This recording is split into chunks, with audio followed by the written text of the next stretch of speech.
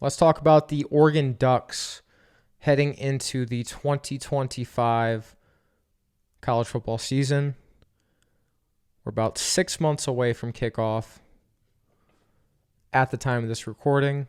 And Oregon is a team who lost about more than anyone, and about the same as Ohio State, about the same as Texas. I mean, they just lost so much from their 2024 team. And we'll just start listing some of the guys off. I mean, I know everyone knows Dylan Gabriel's gone. Running back Jordan James is gone. Connerly and Cornelius at offensive tackle are gone. Terrence Ferguson, tight end, gone. Tez Johnson, Trayshawn Holden gone at wide receiver. Harmon and Caldwell at defensive tackle gone. Jordan Birch at DN gone. Jordan Bassa, Justin Jacobs at linebacker gone. Jabbar Muhammad gone in the secondary. But I don't think Oregon's secondary can get much worse from a year ago. And I don't care what the statistics say, what the metrics say. That was not a great secondary last year for Oregon. And that is going to be the worst we see their defensive backfield under Lanning. That will not hold in the future. Now, key returners and key players for the 2025 season for Oregon, obviously Dante Moore at quarterback. I think he'll win the starting job. I think he's going to be a really solid player for them. Is he going to be the field general that Gabriel was? Probably not to that level this year, just because Gabriel was in his 6th year of college football, and nothing that was thrown at him was something he hadn't seen before. Noah Whittington, you bring in Hughes in the portal. A couple of really good running backs. Tight end Kenyon Sadiq, probably the most athletic tight end in college football. He's going to be a beast. The offensive line, World, Pregnon, bring him in the portal. They've got some guys returning on the interior. Evan Stewart coming back at receiver is huge. You go to the defensive side. They bring in Bear Alexander. I don't know how to feel about that. His dramatics have been well documented. But who knows? Maybe Dan Lanning and Tosh Lupoi will turn over a new leaf for him. We'll see. Their defensive ends, one of the best duos in the country, Uyunglele and Tuioti. Those two are going to tear it up this year. Bryce, and I should have learned how to pronounce this before the video, Botcher.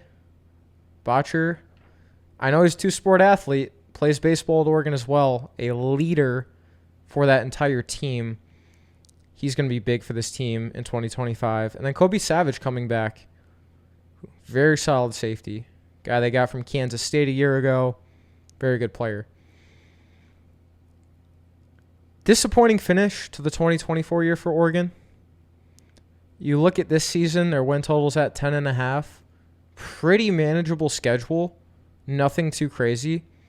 They start the year with Montana State at home, Oklahoma State at home. Then they go to Northwestern, and then Oregon State at home. 4 games they should win comfortably. Oklahoma State might not be as easy as those other 3, but should win those first 4 games fairly confidently. Then they go to Penn State, and Penn State's a team I'm pretty high on this year. I think they are one of the top teams, in my opinion, that have a chance to win the national title, just with everyone they have coming back, the limited amount of guys they lost, although a couple of very, very talented players in Abdul Carter and Tyler Warren. I do think Oregon will drop that game. Would it be an absolute shocker to me if Dan Lanning beats James Franklin in Happy Valley? No. But I would say I think, Penn State for me in my mind holds I would think they win that 2 out of 3 times. Then they get a bye week. They get Indiana at home, who's going to be tough. Indiana's going to be tough for everybody now. They're not just going to be some team you walk over with Kurt Sinetti. Go to Rutgers. You get Wisconsin at home. Probably going to want some revenge on Wisconsin for that scare they gave them a year ago. Off week to Iowa.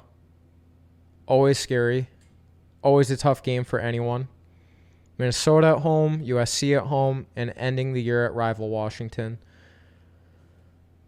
I think with all of the turnover, all the guys going to the draft, obviously you have great portal work by the Ducks. You have great recruiting classes in the few couple last years.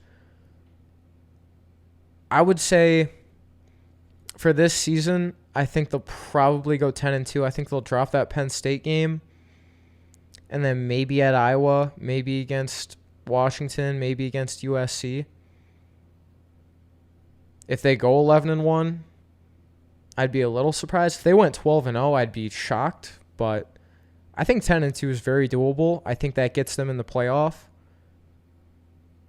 And I think they're going to look pretty good this year. I think they did really good with the portal, helping out on the offensive line with the losses they had. With Jordan James leaving, Noah Whittington's a proven back. It's a good team. It's a good team. They did good in the offseason, retaining some key players like Evan Stewart, coming back for another year, Kobe Savage. But if I was a betting man, I would take the under on the 10.5. I'm not confident in that. 10, 11 wins. Neither one would really surprise me. But I don't think they're going to go 12-0 again. I just think they did lose a little too much. They're still going to be incredibly talented. They're going to be incredibly well coached. But I would take Oregon to go 10-2.